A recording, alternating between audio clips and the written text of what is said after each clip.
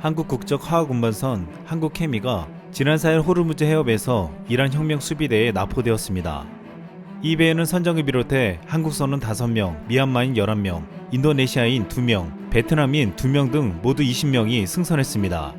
한국 정부는 선박의 조기 억류 해제를 요구했습니다. 또한 오만의 남쪽 해역에서 작전 중이던 청해부대 채양함을 긴급 출동시켰습니다.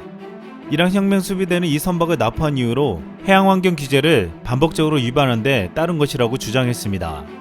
하지만 한국 선박은 해양오염을 한 사유가 없다는 것이 확인되며 실제 이유는 따로 있을 것으로 파악되고 있습니다.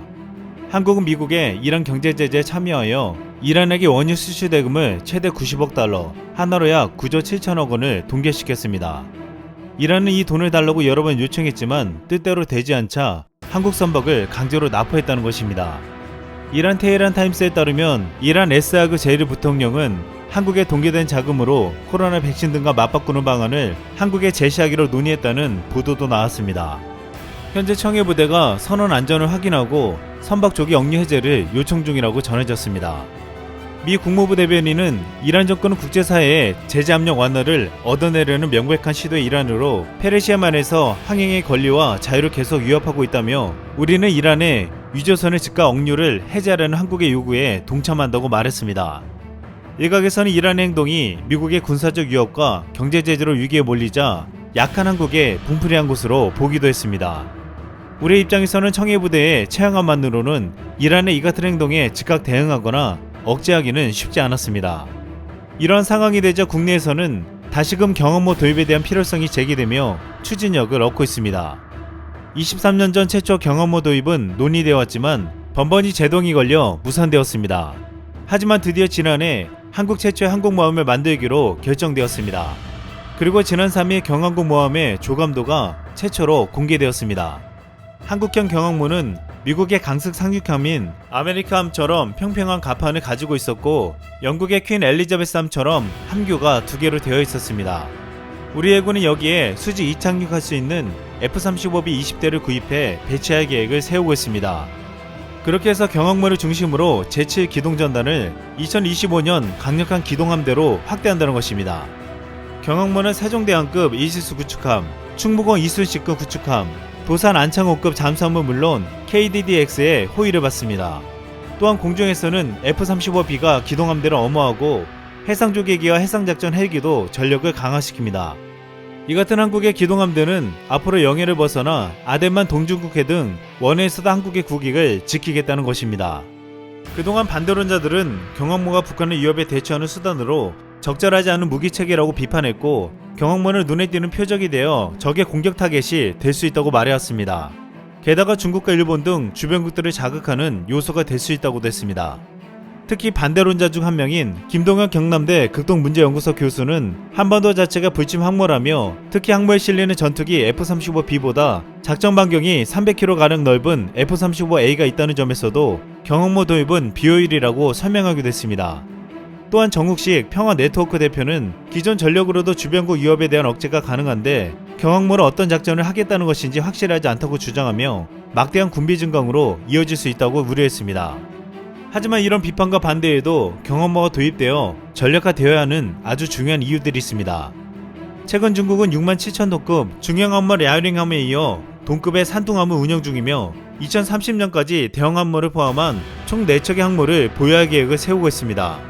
일본도 이즈모라 불리는 대형 수송함정을 2025년까지 경항모로 개조하여 F-35B 42대를 탑재할 계획을 세우고 있습니다. 미국의 경우에도 경항모 전력을 추가 확보하는 계획이 추진 중이고 영국도 아시아 태평양 해역까지 항모 활동 범위를 넓히고 있습니다. 이 같은 전 세계 움직임은 앞으로 해양 전력이 얼마나 중요한지를 보여주고 있습니다. 항모전단의 지해공 전 영역에서 작전이 가능한 다목적의 입체적 공격력으로 움직이는 군사 기지입니다. 또한 기습으로 육상 활주로가 파괴되더라도 전쟁의 향방을 바꿀 수 있는 결정력이 있는 것이 바로 경항모 전력입니다.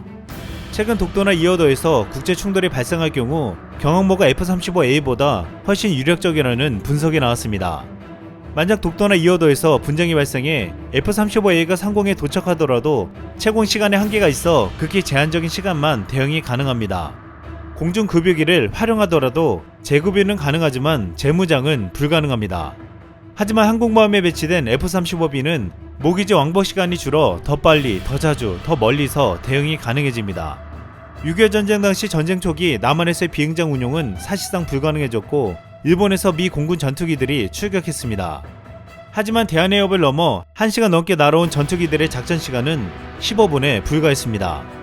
반면 미 해군 항모에서 출격한 전투기들은 불과 5분에서 10분 만에 지상군 지원이 가능했습니다.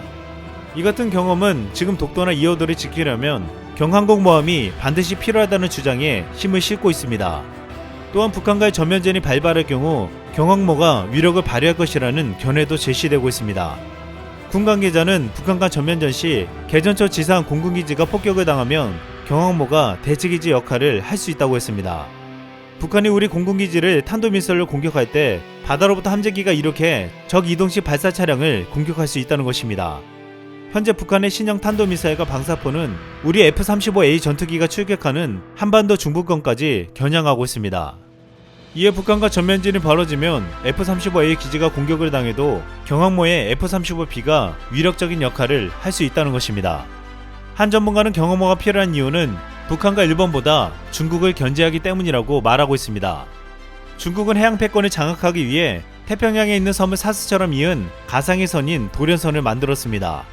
총 3단계로 만들었는데 제1도련선은 쿠릴리아도, 일본, 대만, 필리핀, 말라카 해협을 잇는 선으로 중국의 지상발진 폭격기와 중거리 탄도미사일의 사정권으로 설정했습니다. 또한 중국은 이 도련선 확보를 위해 대형 구축함과 잠수함을 대량 건조하고 제3도련선, 즉 서태평양 전역을 중국 세력하에 두기 위해서 5척의 항공모함을 준비 중입니다. 결국 중국은 2030년대 중반이 되면 서태평양에서 미국의 태평양 함대를 밀어내고 패권을 차지할 계획을 세우고 있습니다. 그런데 문제가 되는 것은 중국이 패권을 가져가려는 이곳이 우리의 수출 물동량을 전 세계로 나르는 중요한 길목이라는 것입니다. 일각에서는 중국이 미중 분쟁이 심화되면 이곳을 자신들의 영역으로 가져가서 마음대로 봉쇄할 수 있다고 보고 있습니다. 그렇다면 우리는 가장 큰 피해를 볼 수밖에 없습니다. 이 때문에 이곳에서 우리가 경항모를 통해 해양 전력을 강화시키는 것은 미중 패권이 충돌하는 상황에서 우리의 이익을 지켜줄 수 있고 더 나아가 우리의 목소리를 낼 수 있게 해줄 것이라고 보고 있습니다. 미국이나 중국, 일본 등과 대등한 해상 전력은 안 돼도 결코 무시할 수 없는 목소리를 키우자는 것입니다. 또한 여기엔 일방적으로 미국에 의존하지 말고 우리의 힘을 키워 해양에서도 자주 국방을 이뤄내자는 뜻도 담겨 있습니다. 우리 해군이 23년 전과 달리 경항모 도입에 합참을 설득한 것은 과거 율곡이의 주장을 근거로 내세운 것입니다. 200여 년 동안 평화를 지켜온 조선시대에 율곡이는 당시 일본의 정세가 심상치 않다며 이렇게 주장했습니다. 미리 10만 군병을 양성해 급할 때 대비해야지 그렇게 하지 못하면 10년을 넘지 못해 화가 있을 것입니다.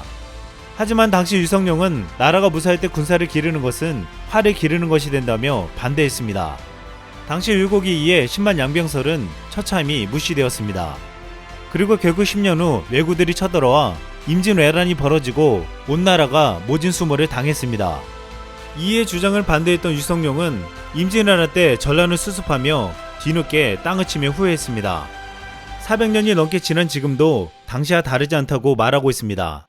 이제 그 같은 일이 벌어지지 않도록 대한민국은 평화로울 때 그 평화를 지킬 수 있도록 강력한 힘을 준비해 나가고 있습니다. 이상 쓸멍이었습니다.